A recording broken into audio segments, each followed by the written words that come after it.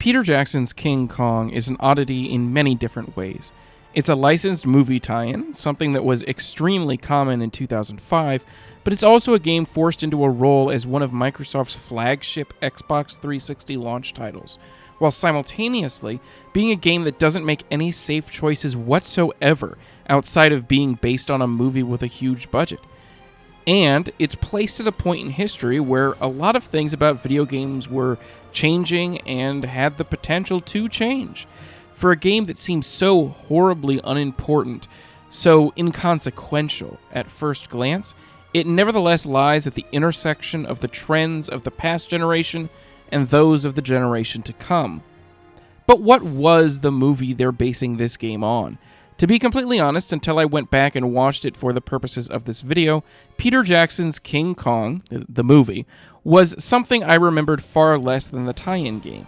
I remember at the time it was something that was impressive spectacle, but today it feels like an overlong CG fest filled with forgettable two-dimensional characters whose actors and actresses still do put in pretty respectable performances. Thankfully, King Kong the video game mostly just ignores the plot of the actual movie, focusing instead on generalized overarching plot beats and padding it out a little bit with some more action-centric sections that were not present in the film. In order to really cash in on that movie tie-in, despite King Kong's status as a 360 launch lineup headliner, the game did still come out on older systems. There's a version for the original Xbox, the PS2, the GameCube. Even the PSP got a version that more or less followed the same formula. The Game Boy Advance and the DS also got versions, but since those are significantly different from the sort of core version we're looking at today, we won't be covering them. The base game for that core version was clearly developed for the 360, even if that version doesn't quite run as well as you'd expect, a victim of the serious frame rate problems that would come to plague quite a few unoptimized games on the platform in the coming years. While King Kong might not get any awards for performance or for visuals, even at the time, where the game really shines is in its incredibly ambitious gameplay. Common sense would tell most studios that they're making a licensed movie tie-in. They should probably just go for the easy option. Make a 3D action-adventure game or a platformer, just something you can put together quickly and get out the door in order to tie it in with the upcoming film, and get it out when the movie comes out in theaters. But on the other hand, you don't necessarily have someone breathing down your neck worrying about the marketability of the game before you even get out of the prototype phase. It's the licensing that sells it.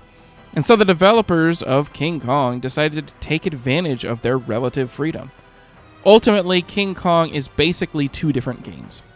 You have the sections where you play as Adrian Brody's character, Jack, and then you have the sections where you play as King Kong. Let's talk about Jack's sections first, since they're significantly more mechanically interesting and honestly way more fun. These parts of the game are basically just a new and improved version of Jurassic Park Trespasser, which is a gross oversimplification and probably a reference nobody gets anymore. And honestly, Trespasser is probably a game I should give its own video one of these days. In short, it's an incredibly ambitious licensed game that did a much worse job of attempting King Kong's biggest bullet point feature, having no heads-up display or HUD. Everything you need to know about your ammo count or your health or whatever else is communicated to you through dialogue or graphical cues. You know, there's the standard stuff like if you get shot, the screen goes red and it gets sort of a brighter, more prominent red if you get shot worse. But there's also things like after you reload your gun, Jack might yell something like 2 mags left. Of course, in modern game development, what we've learned is that HUDs are actually useful sometimes, and that maybe we should just fade them in and out dynamically in order to keep them from either distracting or hindering the player. For example, if I reload my gun, we show the HUD while the gun is reloading so that you get an idea of what the ammo count is, but after you're done reloading, we fade it out again. But back in 2005, it was all or nothing, and King Kong chose nothing. While the no HUD aspect is the thing that the marketing and the press definitely latched onto about the game, it also does some neat stuff with the moment-to-moment gameplay mechanics. For starters, as was the case with several early 360-era games, developers discovered they could, for the first time, use fire that would spread through an environment.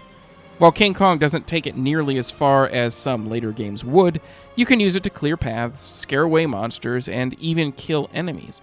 And the fire effect is pretty good looking for the time. But usually, you're only using it in places that are pretty clearly marked as puzzles, something I feel could have been expanded upon better, having some big combat arenas where you could really play around and experiment with the fire in cool new ways, and maybe evolve it over the course of the game.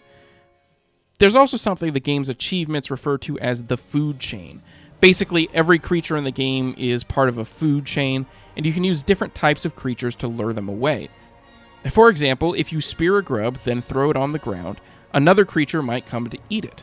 Then you kill that creature, and another bigger creature comes to eat it, and so on and so forth. This is another system I wish they had fleshed out more, because just like the fire mechanics, the game never really gives you any big area to experiment with this in. And there aren't really enough different enemy creatures to make it particularly interesting even in the puzzles they have laid out for you. So it's a very good thing that the game is relatively short, about 6 hours or so. Any longer, and basically all the problems I had would have just grated on me more and more. You'll have encountered most of the enemies and mechanics the game has to offer in some form or another within the first few hours, and it's pretty much rinse and repeat from there, with slight variations and advancements in puzzles.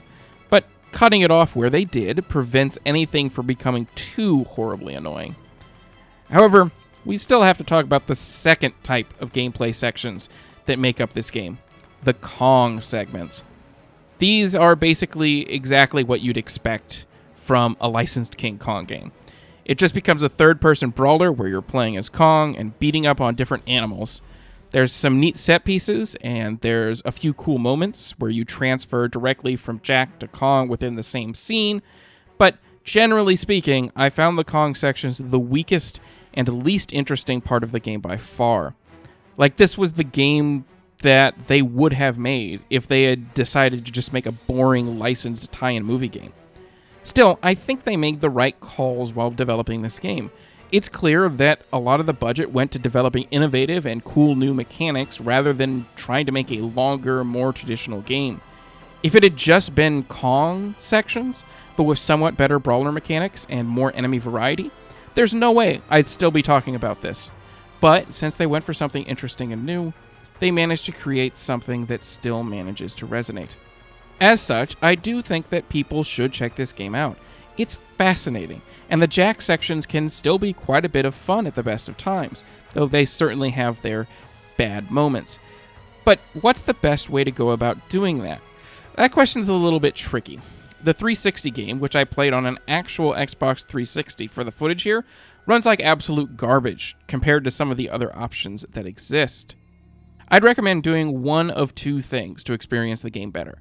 First, you can play the 360 copy in an Xbox One or Xbox Series console.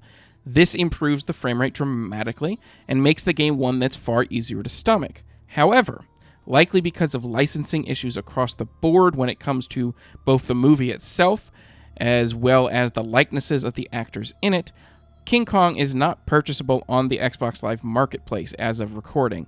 So you would need to get a disc copy, which seemed to start at about $40 online, which is kind of a wild amount of money to play this game that, while it remains quite interesting, wasn't something I'd recommend paying $40 for at the time, much less now. The other option is the PC version, but you need to be careful here. The retail PC version of the game makes use of the infamous Star Force DRM, and as such is extremely difficult, if not impossible, to get running on modern Windows. And in addition, it was a port of the PS2 version, not even the 360 ones, so you've got to deal with worse textures.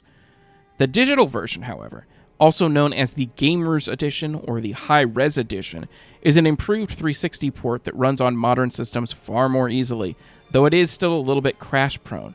Still, this is probably the easiest way to acquire and play the game. Even though it's not readily available on digital marketplaces, I'm sure you can figure out a place to find it. Your other option is to pay a pretty decent chunk of change to put a 360 copy in a newer Xbox. However you go about it, though, I really do think everyone should experience this game. It is a look into how games could have progressed. Another way of immersing the player inside of a narrative. Perhaps one that's maybe a little outdated and maybe game design has grown past it, but a fascinating idea nonetheless.